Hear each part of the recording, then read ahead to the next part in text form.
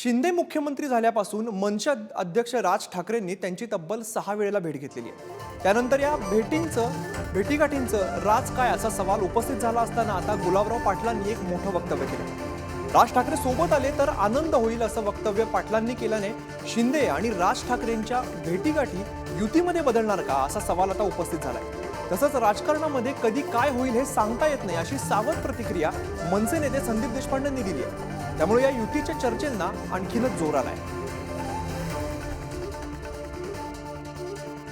शेवटी एका विचाराचे आहोत, हिंदुत्व हेच आमचं राष्ट्रीयत्व आहे, भगवा झेंडा हाच आमचा विचार आहे। त्याच्यामुळे काय सांगता येत नाही, ते शेवटी ठाकरे आहेत आणि ठाकरेंनी हिंदुत्व या राज्याला सांगितलेलं आहे। त्यामुळे एक ठाकरे आमच्याकडे आले तर मला तरी असं वाटतं त्याला आमच्या बाबतीमध्ये आम्हाला आनंदच होईल।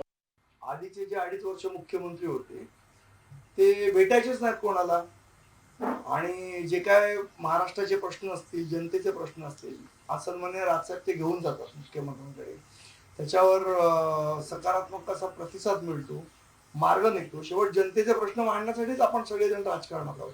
त्यामुळे ती गोष्ट करण्यासाठी जर भेट होत असेल तर त्यात काही वावगं नाही।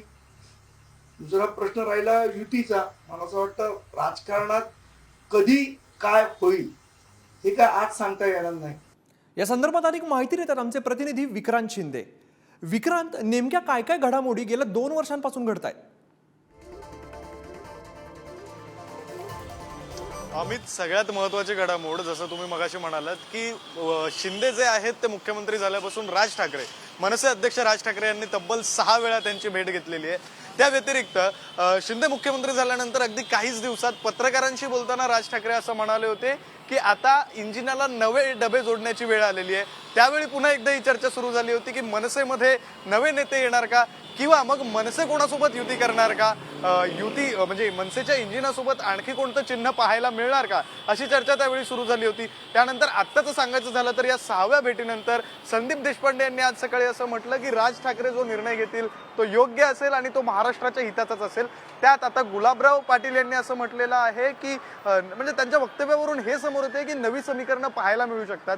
दुसरीकडे राज ठाकरे यांनी हिंदुत्वाची जी भूमिका आता स्वीकारली आहे कुठेतरी आपल्याला पाहायला मिळते, म्हणजे अंगावर हिंदुत्वाची भगवी शाल ओढून घेतली। त्यानंतर अगदी आता 2 दिवसापूर्वी अशी बातमी आली की राज ठाकरे यांना अयोध्येचा VVIP आमंत्रण जे आहे ते मिळालेलं आहे। आणि त्यावेळी पुन्हा एकदा चर्चा सुरू झाली होती ती राज ठाकरे आणि भाजप आणि अर्थात राज ठाकरे आणि शिंदे यांच्या युतीची।